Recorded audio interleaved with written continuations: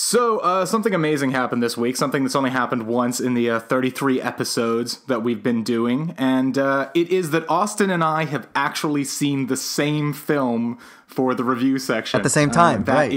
At the same time. That is Jordan Peele's new film, Get Out. So in honor of that, Austin, I'm going to let you pick the rating system this week. Oh, God, you're putting me on the spot right now. Okay. Let's do... Well, I would say your favorite Key and Peele sketch. Were you a Key and Peele fan? I'm into Key and Peele. Okay, so let's do favorite Key and Peele sketches. You're gonna have to help me out with this though. So, what's your favorite Key and Peele sketch? I love the texting one where like they're texting back and forth, and Peele like keeps like just thinking they're like having a casual text, but Key keeps like freaking out every single time because like he's reading all of the text in like a passive aggressive way. Yeah. And I love that one. Do you like? What about the one when they're in church, and it's like they're like two old ladies? Oh yeah. I love the Black Republicans sketch. That's good. Okay, so we'll do Black Republicans is the top one because that one's really good. So that'll be top. Middle of the road will be the texting, and then the bottom will be the one when they're in church because you seemed less enthusiastic about that one. So okay, that's the scale. Okay. That's our rudimentary scale for the week. All right, great. Well, it's funny because it is kind of a film that's hard to talk about too much without spoiling. So I feel like, to put it simply, mixed race couple goes to visit white parents in suburbia. Weird shit happens because of various reasons, and it sort of satirizes racial like tension he goes in under America. hypnosis and like deals with some past traumas, but then that brings out some other stuff, and then you don't know what's real and what's memories, and So I think the thing that I thought was really interesting about this movie and where it really surprised me was that the movie, I thought it was going to be about kind of overt racism, but actually what it was to me was largely about the fetishization of black people and black culture. And I thought the observations were quite sharp and clever in that way, in the sense that it's about, and I mean, I don't want to use the phrase appropriation because I actually don't know if I really agree with the concept of appropriation, but I will say that I think what the movie is dealing with is the fact that they're racial discrimination and racial discomforts are actually largely they've taken on a different dynamic, than say it would have been in the 60s or the 50s. And then I thought its observations about kind of white America and how white America deals with black people, especially because this is obviously a very sheltered form of white America. Right. Because, I mean, for instance, I grew up around a lot of black kids because I grew up partially in Southwest London.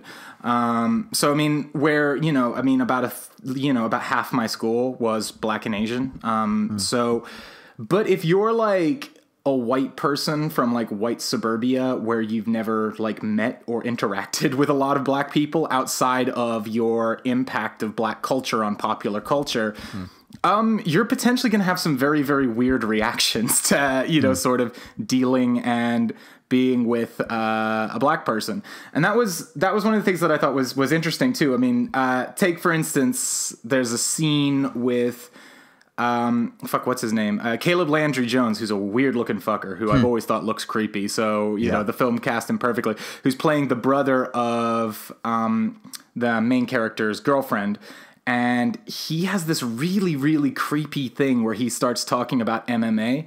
And he sort of says to our main character, who's played by a British actor called David Kaluuya, I think so. Daniel Kaluuya. I forget how to. I'm not totally sure how to say his last name. Kaluuya. Yeah. But he basically is talking to him and going like, oh, you know, with your genetic makeup and you know, you could, you know, if you really sort of trained yourself, you could be you could be a real beast in the ring, or in the cage or whatever. But the point being that in his weird way, he thinks he's complimenting him, but it has a couple of weird points to it. One, it's talking to broader points of sort of oversimplification of people's sort of racial backgrounds. And you're saying like you're black, therefore you fit into this genetic makeup. But also the fact that, you know, he's casually using a phrase like you'd be a beast, which is awkward because that's how black people were referred to back in slavery times, was as sort of animals or beasts. So it's this weird thing where as much as he in his mind thinks he's saying something positive about him, it's also it comes with all sorts of weird connotations as well. Right.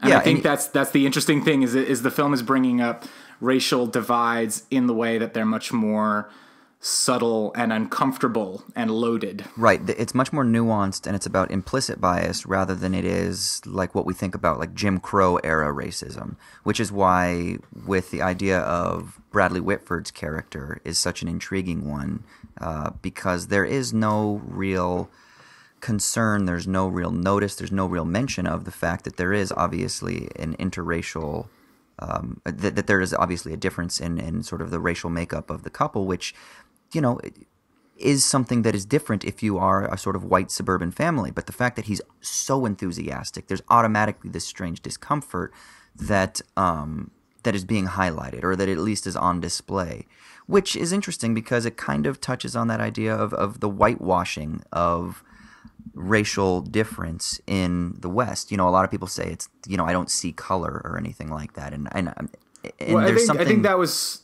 yeah. I mean, that's what kind of Jordan Peele has sort of said, is that it's supposed to be about calling bullshit on the concept of a post-racial world. Exactly. Yeah, exactly. And that actually, I don't even think that a post-racial world is a desirable world. Not only is it not the present world, but I don't even think it's a desirable one, because rather it's about affirming difference. It's recognizing difference, but then finding beauty in the difference rather than being scared of the difference. That's what I think would be the better approach. And I would say, too, that I don't know about you, but I mean, I personally have been part of a mixed-race couple. So, right. I have. You know, I had the experience of going to my ex-girlfriend's house and meeting her dad, who is this huge dude with like biceps as big as my head, who like was in the American Air Force. And I remember there was this time when her mom, who was like this very this nice kind of classically sort of like blonde white lady, sort of goes to me. She's like, "Oh, Seward, that's an interesting last name. Where does that come from?" And I go, "Oh yeah, it's German. My family was from Germany like 150 years ago, whatever." And my ex-girlfriend's dad just looks at me and he goes, "Oh yeah, that's interesting." Well, my family came in chains. I remember you told me that before.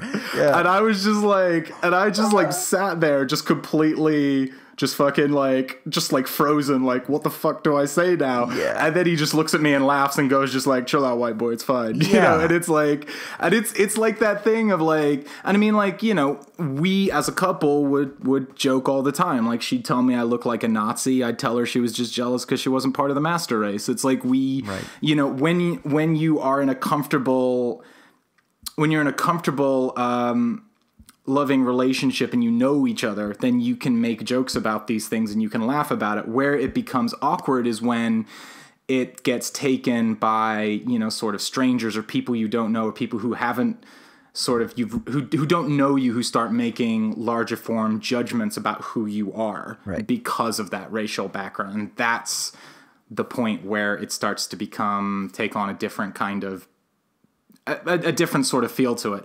I would say, too, I think the cast is great. I think, actually, it's really clever, the way that they use Bradley Whitford, Catherine Keener, and Allison Williams, who are all actors who I think we would kind of associate with kind of liberal, more leftist ideologies. Bradley Whitford from The West Wing. I mean, Catherine Keener, she's kind of like an indie darling. And then Allison Williams from Girls. They're all of these things they'd be associated with very liberal-minded sort of thinking. And I think that's what's quite interesting, is they seem like sort of like Catherine Keener and Bradley Whitford, they seem like Berkeley-style professors or things like that. There's a very sort of you know, and so, you know, and you buy him when he says things like, you know, "Oh, I love Obama. I would have voted for him 3 times." You know, it's like, it's it's like that. I mean, you know, and it's interesting too, because he has that whole point where he's talking about how his dad came in second to Jesse Owens, and he's almost like, when he's talking about Jesse Owens like showing up Hitler, it's almost like it's like he's taking it as a personal victory on his part. That sure, and that he's Jesse trying to earn Owens, his cultural nice guy points. You know, and I will say, I think the funny thing with some of this sometimes is that I think there's a no-win scenario here, because if you try and not call attention to race, then you can seem equally as ignorant as when you call attention to race. So it's like it's there's a kind of no-win scenario, and it's interesting what you were saying about kind of like, do we really even want to live in a post-racial world? But I'll say this is one of the things that was really interesting about the film, and actually one of the really enjoyable experiences that I had was that this is no joke. You could tell in my screen exactly just where all the black people were, because there was no doubt that they were laughing and reacting to it in way bigger a way than everybody else. I mean, everybody was reacting, everybody was having a good time, but it was like almost like there was a cathartic element to it, which I thought was really, really fascinating, because you could even just like when certain people said certain things or something, you could hear just like you could just hear a couple of people go acting like yes, like really just clapping at that, and then there was a moment there were like two moments where just like the audience just erupted in huge cheers, and like it got like a round of applause when it finished. And I have been in very few films. I mean, you know me, I've been to a lot of fucking films, and I have had very few experiences like that. It was a pretty unique experience in terms of like having sat through a film and sort of, you know, seen an audience react to it in that kind of a way. So, I mean, I definitely think like, even if you're a cynic and think the film is being hyperbolic or whatever, you can't deny that there has definitely been a reactionary element to the film that, you know, people have really sort of seemed to really sympathize with and understand with.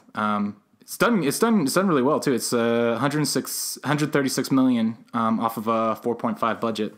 Yeah, no, that's great. And then obviously critics pretty much have given it universal acclaim across the board. Yeah. So before we finish, I actually just wanted to say one more thing.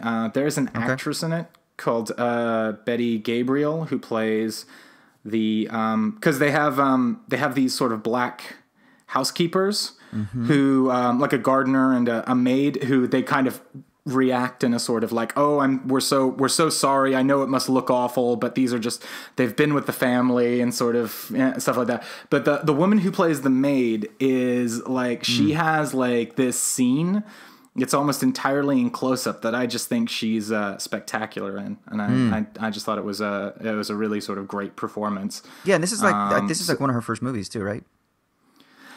She was apparently also in The Purge. Okay. Well, the Purge more election recent year. Purge, not the first one. Yeah. But yeah, no, I've not really seen her outside of that, but I thought she was really excellent. And again, like the whole cast is great.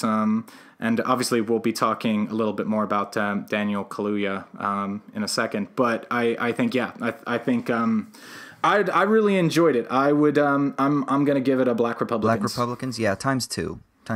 Well, I think the thing is too, I don't think it's a perfect movie by any means, but I think I appreciated the ideas and the ambition enough of it that it really kind of, and also just, I will say, like, that experience was fascinating, and that experience in and of itself was enough to put it very, very high on you know, in my rankings, just because, you know, I just think, again, like, I will forgive a film a lot if I think it comes with a lot of ambition and is trying to do something kind of interesting. And right. I also, actually, the other thing that I liked was it really, to me, harkened back to movies more like, say, like Rosemary's Baby or Village of the Damned, films that were very much about slow dread. And it has a couple of jump scares in it, but that's not really the type of horror it was doing. And I just sort of thought that was a kind of, I liked the sort of complex dread, you know, elements of it, rather than the kind of like cheap sort of scares. 100%.